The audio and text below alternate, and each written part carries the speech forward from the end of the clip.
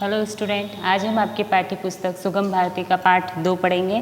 पाठ का नाम है जल ही जीवन है। ये एक निबंध विधा है। इसमें हम पढ़ेंगे जल संरक्षण का महत्व, कि जल को का संरक्षण करना क्यों जरूरी है। जल संरक्षण की वैज्ञानिक तकनीक, मतलब वैज्ञानिकों ने कौन कौन सी तकनीक बताई है जिसके द्वारा हम जल का संरक्षण कर सकते हैं। पर्यायवाची और विलोम शब्द पढ़ेंगे, मानक शब्द भाषा पढ़ेंगे और तत्सम और तद्भव शब्द पढ़ेंगे। सबसे पहले हम पाठ पढ़ के उसे समझ लेंगे, उसके बाद जो ग्रामर की चीज़ें। पाठ का नाम है जल ही जीवन है, मतलब जो जल है वो क्या है, हमारा जीवन है। जीवन जीने के लिए क्या क्या चीज़ें जरूरी है, हवा और पानी। तो उसमें से हम दूसरे तत्व जल के बारे में पढ़ेंगे। जल के बिना जीवन संभव नहीं, प्रकृति द्वारा दिया गया जीवों को मिला यह अनुपम उपहार है। प्राचीन काल से जल को देवताओं का वरदान माना गया है। गंगा के जल को अमृत और गंगा को पतित पावनी कहा गया है। इस अमूल्य धरोहर का संरक्षण कर हम वर्तमान एवं भावी पीढ़ियों को सुखद, समृद्ध और खुशहाल रख सकते हैं। जल क्या है, एक जो धरती ने हमको दी है उसमें एक महत्वपूर्ण संपदा है। इसके बिना हमारा जीवन संभव नहीं है। और यह जीवों मतलब मनुष्यों को, जो धरती पे जो जितने भी जीव हैं उन सबको प्रकृति द्वारा दिया गया एक अनुपम मतलब सुंदर उपहार है। उपहार मतलब तोहफा या गिफ्ट जिसे हम कहते हैं। तो ये हमें प्रकृति द्वारा दिया गया है, इसका निर्माण हमने नहीं किया है। इसीलिए क्या है कि ये हमको प्रकृति द्वारा दिया गया एक अनुपम या सुंदर उपहार है। प्राचीन मतलब पुराने समय में, काल मतलब समय। तो पुराने समय में जल को क्या, देवताओं का वरदान कहा गया था, मतलब उनको दिया गया एक वरदान था। वरदान मतलब भी गिफ्ट होता है और जो हमारी रक्षा करता है। पहले के लोग, जो तपस्वी लोग थे, वो भगवान को प्रसन्न करके तपस्या करते थे, उनसे वरदान प्राप्त करते थे जिससे उनकी रक्षा हो सके। इस तरीके से जो इसे क्या करता है, कहा गया है, देवताओं को दिया गया एक वरदान माना गया है। गंगा के जल को अमृत और गंगा को पतित पावनी कहा गया है। जो गंगा नदी है जिसको आप सब जानते हो, उसको क्या कहा गया है, उसके जो जल है उसे अमृत किसे कहते हैं, जो कभी नष्ट नहीं होता या कभी मरता नहीं है। जिसे अमृत के लिए देवताओं और असुरों में लड़ाई भी हुई थी। तो इसी तरीके से जो अमृत होता है वो कभी भी नष्ट नहीं होता है या कभी भी मरता नहीं है। तो गंगा का जो जल है उसे अमृत कहा गया है। और जो उसे पतित पावनी मतलब जो पापियों के पाप दूर करती है, कहा गया है। इस अमूल्य धरोहर का संरक्षण कर वर्तमान एवं भावी पीढ़ियों को सुखद, समृद्ध और खुशहाल रख सके। क्या कहा गया है, अमूल्य धरोहर। अमूल्य मतलब जिसका कोई मूल्य नहीं होता है, मतलब जो बहुत कीमती चीज़ होती है। और धरोहर मतलब किस अमानत होती है। तो ये हमारी प्रकृति पर जो जल है उसका हमको क्या करना चाहिए, इस अमूल्य धरोहर को हमको क्या करना चाहिए, संरक्षण मतलब उसको सुरक्षित रखना चाहिए। उसे जैसे आपको किसी से बचा के रखना, सुरक्षित रखना, संरक्षित करना, ये संरक्षण मतलब होता है सुरक्षित रखना। तो हमें इस अमूल्य धरोहर को क्या करना चाहिए, संरक्षण कर वर्तमान मतलब आज के समय में एवं आने वाली पीढ़ियों, जो हमारी आने वाली पीढ़ी है, हमारे बाद जो पीढ़ी आएगी उनके लिए हमें क्या करना है, को सुखद मतलब सुखी बनाने के लिए, और समृद्ध मतलब संपन्न बनाने के लिए, और खुशहाल रखने के लिए हमें उसका संरक्षण करना आवश्यक है, ताकि आने वाली पीढ़ियों को जल की समस्या न हो। अभी जल संरक्षण के लिए कितनी सारे योजनाएं चलाई जा रही है, इस तरीके से ताकि वो जल इकट्ठा हो सके और उसका हम कहीं न कहीं उपयोग कर सके। पृथ्वी पर उपलब्ध जल और वर्षा के जल को बर्बाद होने से बचाना, उसको संचित करना और उसकी सुरक्षा करना जल संरक्षण के अंतर्गत आता है। उसका संरक्षण हम और आप मिलकर कर सकते हैं। आवश्यकता है इसके प्रति सभी को सचेत होने की और इसके संरक्षण के लिए एकजुट होकर पहल करने पर। तो पृथ्वी पर उपलब्ध जो जल है और वर्षा के जल को हमको क्या करना है, बर्बाद होने से बचाना है, मतलब उसको बिना कारण से हमें व्यर्थ बहने नहीं देना है। जो बारिश का जल आता है वो भी बहता रहता है, रोड पे बहता है, नदियों में बहता है, तो उसको क्या करना है, हमें एकत्रित करना है और उसको बर्बाद मतलब कि व्यर्थ नहीं जाने देना है और उसको बचाना है, उसको संचित करना है और उसकी सुरक्षा करना जल संरक्षण के अंतर्गत आता है। उसको एक जगह इकट्ठा करना और उससे सुरक्षित रखना, ये क्या किसके अंतर्गत आता है? जल संरक्षण। जल संरक्षण के अंतर्गत आने वाले ये कार्य हैं और उसका संरक्षण हमें और आपको सबको मिलकर करना होगा।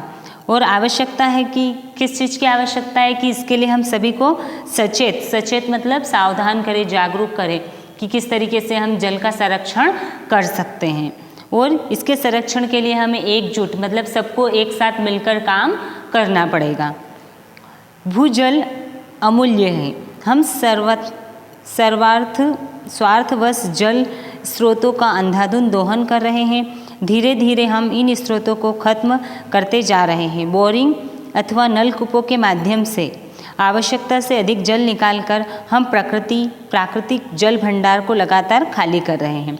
यदि हम चाहें तो थोड़ा सा धन का व्यय और श्रम करके उसका संरक्षण कर सकते हैं। भूमि के भीतर जो जल है उसे अनेक विधियों द्वारा संरक्षित कर हम वसुंधरा का ऋण चुका सकते हैं। तो क्या कह रहे हैं कि भूजल अमूल्य है। भूजल मतलब जो भूमि के अंदर स्थित जल है, जैसे हम हैंडपंप होते हैं उसके द्वारा नल को मतलब जो बोरिंग वगैरह होते हैं और कुएं होते हैं उनके द्वारा हम क्या करते हैं कि जो भूमि के अंदर जल स्थित है उसको हम बाहर निकालते हैं और अपने काम के लिए उपयोग में लेते हैं। तो आजकल क्या हो रहा है कि भूमि के बाहर जो जल है उसका तो लोग उपयोग कर ही रहे हैं, उससे तो व्यर्थ बहा ही रहे, लेकिन भूमि के अंदर स्थित जो जल सुरक्षित रखा हुआ है उसका भी लोग अंधाधुंध मतलब कि बिना सोचे समझे उसका उपयोग करे जा रहे हैं। जितनी आवश्यकता है उससे अधिक उपयोग करके उसे व्यर्थ बहाते जा रहे हैं। दोहन करना मतलब उसका उपयोग करना। तो धीरे धीरे इन स्रोतों का जल क्या हो रहा है? खत्म होते जा रहा है। और बोरिंग तथा नलकूपों के माध्यम से लोग आवश्यकता से अधिक जल निकाल के उसको भी व्यर्थ बहा रहे हैं। और इससे क्या हो रहा है कि हमारे प्राकृतिक जल भंडार जो है वो निरंतर खाली होते जा रहा है, मतलब वो दिन प्रतिदिन खाली होते जा रहा है। और तो हमें क्या करना चाहिए कि थोड़ा धन व्यय कर और श्रम कर उसका संरक्षण करना चाहिए। मतलब कि अपना जो थोड़ा धन होता है, जो पैसा होता है उसे लगाना, और श्रम मतलब मेहनत करके उस पानी को व्यर्थ न बहने देके उसका संरक्षण करना होगा। और जो भूमि के भीतर जो जल स्थित है उसको हमें अनेक विधियों द्वारा संरक्षित मतलब सुरक्षित करना होगा। वसुंधरा मतलब होता है धरती, ये धरती का पर्यायवाची है, तो उसका ऋण हम चुका सकते हैं। ऋण मतलब जो कर्ज हम किसी से कोई चीज़ लेते हैं तो हमको उसको वापस देनी पड़ती है। जैसे पैसा लिया होगा तो वो भी वापस करेंगे। हमको जितनी आवश्यकता अगर हमारे पास न हो, हम किसी और से लेते हैं तो वो क्या कहलाता है? ऋण कहलाता है। तो वो हमें उसको वापस करना होता है। तो ऋण मतलब होता है कर्ज, तो वो चुका सकते हैं। राजस्थान के जिन क्षेत्रों में पारंपरिक विधियों से जल संरक्षण का काम हुआ है वहाँ की स्थिति अब पूरी तरह बदल गई है। भूजल स्तर के बढ़ने से कुएं जी उठे हैं, हरियाली वापस आ गई है, धरती की उर्वरा शक्ति लौट आई है, फसल चक्र भी बदल गया है। अरावली की पहाड़ियों पर भी फिर से पेड़ पौधे उगने लगे हैं। पारंपरिक मतलब होता है क्षेत्र मतलब एरिया हो गया, और पारंपरिक विधियाँ मतलब जो सदियों से चली आ रही परंपरा है वो। तो पारंपरिक विधियों से क्या होता है कि पहले के पारंपरिक विधियाँ कैसे कौन सी है? बांध बनाकर पानी को रोका जा सकता था, तालाब बनाकर पानी को रोकते थे, ये सब क्या है? पारंपरिक विधियाँ है। तो इसके द्वारा राजस्थान जो एक राज्य है वहाँ पर पानी की कमी होती है, तो वहाँ के लोग क्या करते थे? पारंपरिक विधियों के द्वारा जल को संरक्षण करते थे और बाद में जब आवश्यकता होती थी तो उसका उपयोग करते थे। और इससे क्या हुआ? वहाँ की जो स्थिति वो धीरे धीरे परिवर्तित हुई। वहाँ के जो कुएं सूख जाते थे गर्मी के दिनों में, वहाँ पर भी धीरे धीरे पानी आने लग गया है और वहाँ हरियाली वापस आ गई है। मतलब वहाँ की जो प्रकृति वो कैसी हो गई? हरी भरी हो गई है। और उर्वरा शक्ति मतलब जो मिट्टी की उपजाऊ शक्ति होती है जिससे वहाँ पर पेड़ पौधे उगते थे या अन्न उगता था, वो शक्ति अब बढ़ गई है। फसल चक्र भी वहाँ पर बदल गया है, मतलब अब वहाँ पे फसल कभी भी वो लोग बो सकते हैं और उसे काट सकते थे। अरावली की पहाड़ियों पर फिर से पेड़ पौधे हो गए, मतलब उस क्षेत्र में जो अरावली पर्वत है वहाँ की भी पहाड़ियाँ कैसी हो गई है, वहाँ पर फिर से पेड़ पौधे उगने लगे हैं और वहाँ हरा भरा वातावरण हो गया है। जल संरक्षण के लिए हम सब मिलकर प्रयास कर सकते हैं, जैसे छोटे छोटे बांध बनाए जाएं, सूख चुके हुए कुएं बावड़ियों को गहरा कर उन्हें फिर से जीवित किया जाए तथा नदियों को आपस में मिलाया जाए इत्यादि। बरसाती पानी का संरक्षण अत्यंत आवश्यक है। हमारा प्रयास इस तरह हो कि वर्षा का पानी बहकर व्यर्थ न जाए, उस पानी को छोटे छोटे बांध बनाकर रोक लिया जाए। पानी रुकेगा तो धरती में समा जाएगा, जिससे आसपास के कुओं का जल स्तर भी ऊपर उठेगा। सूखी धरती को पानी मिलने से हरियाली होगी और खेती को भी लाभ होगा। तो जल संरक्षण के लिए हमें जो छोटे छोटे उपाय हैं वो करने चाहिए। तो कौन कौन से छोटे छोटे उपाय हैं कि हम बांध बनाकर उस पानी को रोक सकते हैं। छोटे छोटे बांध बनाकर जो एक क्षेत्र होता है वहाँ पर हम पानी को इकट्ठा कर सकते हैं और सूखे हुए कुएं बावड़ियों को गहरा कर उन्हें फिर से जीवित कर सकते हैं। कुएं और बावड़ियाँ मतलब जहाँ से पानी पीने का भरा जाता है या कुएं जो होते हैं उनको और गहरा कर सकते हैं और नदियों को आपस में मिला दिया जाए। जो नदियाँ होती है उन्हें आपस में क्या करना चाहिए, मिला देना चाहिए, जिससे क्या होगा कि पानी एक जगह एकत्रित होगा और बरसाती पानी का संरक्षण इससे हो जाएगा, क्योंकि नदियों में बरसात के द्वारा बहा हुआ पानी आता है और अगर हम उन्हें आपस में जोड़ देंगे तो पानी एक जगह एकत्रित हो जाएगा। हमारा प्रयास ऐसा होना चाहिए कि बरसात का जो पानी आता है वो बहकर व्यर्थ न जाए, वो एक जगह एकत्रित हो जाए। अगर पानी व्यर्थ जाएगा तो जब हमें ज़रूरत होगी तो वो पानी नहीं मिलेगा, इसलिए हमें क्या करना चाहिए कि उसे एक जगह एकत्रित करना चाहिए और उसी पानी को छोटे छोटे बांध बनाकर हम रोक लेंगे तो वो पानी रुकेगा और क्या होगा कि वो पानी धीरे धीरे धरती के अंदर समा जाएगा, जिससे जो कुएं होते हैं उनका जल स्तर ऊपर उठेगा। अगर पानी धरती में समाएगा तो कुओं का जल स्तर ऊपर उठेगा और सूखी धरती को पानी मिलेगा और हरियाली होगी और जिससे हमें जब खेती करना होगी, जब बरसात का मौसम नहीं रहता है, उसके अलावा भी जब हम खेती करते हैं तो हम उस पानी का उपयोग कर सकते हैं और उससे हम खेती कर सकते हैं और जिससे हमारी खेती में भी लाभ होगा। आज जबकि हर जगह पानी की किल्लत है, इस किल्लत को दूर करने का प्रयास का निश्चय ही प्रेरक और अनुकरणीय है। पानी बचाने के इस काम की बदौलत राजेंद्र सिंह को मिले सम्मान ने भी हमारी परंपराओं की प्रासंगिकता को पुष्ट किया है। निसंदेह इन्हीं परंपराओं पर विश्वास कर राजस्थान के अलावा मध्य प्रदेश और गुजरात, उत्तर प्रदेश में कई जगह जल संरक्षण का काम हुआ है। जो एक व्यक्ति थे राजेंद्र सिंह, उन्होंने जल संरक्षण के लिए जो कार्य किया था इसके लिए उनको सम्मान भी दिया गया था और इससे क्या होता है कि हमारी जो पानी की परेशानी होती है वो भी दूर हो जाती है और इसलिए हमें इस तरीके के कार्यों में से सीख लेनी चाहिए और उनकी तरह कार्य करना चाहिए। और क्या करना चाहिए कि हमारी जो परंपराएं हैं, जो पहले छोटी छोटी विधियां बताई गई हैं उनमें उस तरीके से हमें पानी को इकट्ठा करना चाहिए और इस तरीके की जो राजस्थान में जो योजनाएं विधियां से पानी इकट्ठा किया जाता था उस तरीके के कार्य कहाँ कहाँ पे भी हुए हैं, तो मध्य प्रदेश, उत्तर प्रदेश और गुजरात में भी इस तरीके के कार्य किए गए हैं। राजस्थान में अगर परंपराओं को आधार बनाकर काम हो रहा है तो गुजरात में कुछ वैज्ञानिक तकनीक की मदद लेकर भी चल रहा है। वैज्ञानिक तकनीक की मदद उस स्थान की पहचान करने में ली जाती है जहां पानी इकट्ठा किया जा सकता है। इस तकनीक का नाम है रिमोट सेंसिंग। इस तकनीक के माध्यम से धरती के किसी भी हिस्से का चित्र लिया जा सकता है। इन चित्रों में धरती की आंतरिक रचना स्पष्ट हो जाती है। आंतरिक रचना जानकर यह अनुमान आसानी से लगाया जा सकता है कि कौन सी जगह पानी जमा किया जा सकता है। इससे यह भी पता चल जाता है कि जमीन के भीतर पानी किस गति से रिसेगा।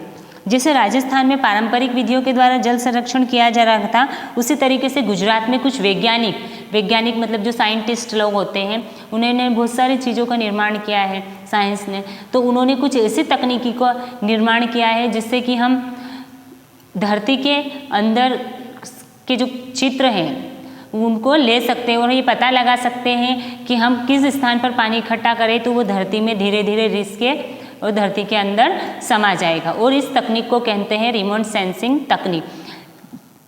इस तकनीक के अंतर्गत जो साइंस ने बनाया वो एक उपग्रह की तरह रचना होती है जिसके द्वारा धरती के अंदर की हम फोटो ले सकते हैं, जिससे हमें ये दिखाई देता है कि पानी इस जगह से रिस कर धरती के अंदर समा जाएगा। और इससे हम क्या करते हैं, पानी को जमा कर सकते हैं। उल्लेखनीय है कि जल संरक्षण के महत्व को स्वीकार करते हुए विश्वविद्यालयों ने इसके लिए एक पाठ्यक्रम की घोषणा की है। विडंबना यह है कि जल संरक्षण जिस तेजी से के साथ गहरा रहा है उस तेजी से उसका समाधान नहीं हो पा रहा है। एतएव प्रकृति की इस अनमोल देन जल को बढ़ाने बचाने के लिए हर एक को जागरूक होकर अपने स्तर पर कुछ न कुछ करना होगा। कहीं ऐसा न हो कि इस ज्वलंत समस्या की अब और अधिक अनदेखी करने से हमारे जल स्रोत सूख जाए और हमें विवश होकर कहना पड़े सूखी धरती प्यासे लो। क्या कहा गया है कि जल संरक्षण के महत्व को स्वीकार कर विश्वविद्यालयों ने इसके पाठ्यक्रम मतलब कि इसके बारे में पाठ्यक्रम चलाने की भी एक घोषणा की है। लेकिन समस्या क्या है, विडंबना मतलब समस्या ये है कि जिस तरीके से जल संकट तेजी से बढ़ता जा रहा है, मतलब जनसंख्या इतनी होने के कारण, जल का अंधाधुंध दोहन होने के कारण जल समस्या तेजी से बढ़ती जा रही है और इस समस्या का समाधान नहीं हो पा रहा है। कितना भी प्रयास करने पर इस समस्या का समाधान नहीं हो रहा है। तो क्या होता है कि इससे प्रकृति में जो जल है और प्रकृति के द्वारा दी गई अनमोल धरोहर जो जल है उसका वो धीरे धीरे खत्म होते जा रहे हैं। और हमें ये करना चाहिए कि हमें लोगों को इसके लिए जागरूक करना होगा। इसके लिए प्रत्येक लोगों को जागरूक होना पड़ेगा, किसी एक के पहल करने से कुछ नहीं होगा। अगर हमने इसमें देरी की तो कहीं ऐसा ना हो कि हमें एक दिन ये कहना पड़े कि सूखी धरती और प्यासे लो। इसलिए हमें जल को संरक्षण करने के लिए सभी को प्रयत्न करना चाहिए। हमारे घरों से जो पानी निकलता है उसको भी हम नलों के द्वारा नलकूपों में पाइप लगाकर उसका संचय कर सकते हैं या संरक्षित कर सकते हैं। कुएं बनाकर जो पानी बहकर जाता है उसे एक कुएं के अंदर भी वापस डाल सकते हैं। इस तरीके से अनेक तकनीकों के द्वारा हम जल का संरक्षण करना चाहिए और हमें जल संरक्षण की प्रक्रिया में को आगे बढ़ाते हुए सभी को इसके बारे में बताना चाहिए। जल को व्यर्थ नहीं बहने देना चाहिए। अब इस पाठ में हम तद्भव और तत्सम शब्द पढ़ेंगे। तो तत्सम शब्द किसे कहते हैं? जो शब्द संस्कृत भाषा में प्रयोग किए जाते हैं और जब उन्हें हिंदी में भी प्रयोग करते हैं तो वो अपने रूप में कोई परिवर्तन नहीं करते और उसी रूप में प्रयोग किए जाएंगे तो उन्हें क्या कहेंगे? तत्सम शब्द। जैसे प्राचीन, अमृत, सूर्य, ये संस्कृत भाषा के शब्द हैं और इन्हें हिंदी में भी जब प्रयोग करेंगे तो ये इसी रूप में रहेंगे, ये परिवर्तित नहीं होंगे। और तद्भव शब्द, तो तद्भव शब्द उन्हें कहते हैं जो संस्कृत भाषा के शब्द होते हैं लेकिन जब उन्हें हिंदी में प्रयोग करते हैं तो वो परिवर्तित हो जाते हैं। जैसे प्राचीन, संस्कृत में प्राचीन कहते हैं तो ये कौन सा शब्द हो गया? तत्सम। लेकिन जब इसे हिंदी में प्रयोग करेंगे तो उसे क्या कहते हैं? तत्सम का अर्थ क्या होता है? पुराना। तो वो क्या हो गया? तत्सम उसका तद्भव रूप हो गया। शुष्क मतलब होता है सूखा, तो उससे हिंदी में सूखा कहें या सूखी कहेंगे तो वो कौन सा रूप हो जाएगा? उसका तद्भव रूप हो जाएगा। इसी तरीके से अनेक शब्द यहाँ पर दिए गए हैं, उसके तत्सम और तद्भव रूप भी दिए हैं। आप उन्हें ध्यान से पढ़िएगा और समझिएगा। Thank you to all. जय हिंद।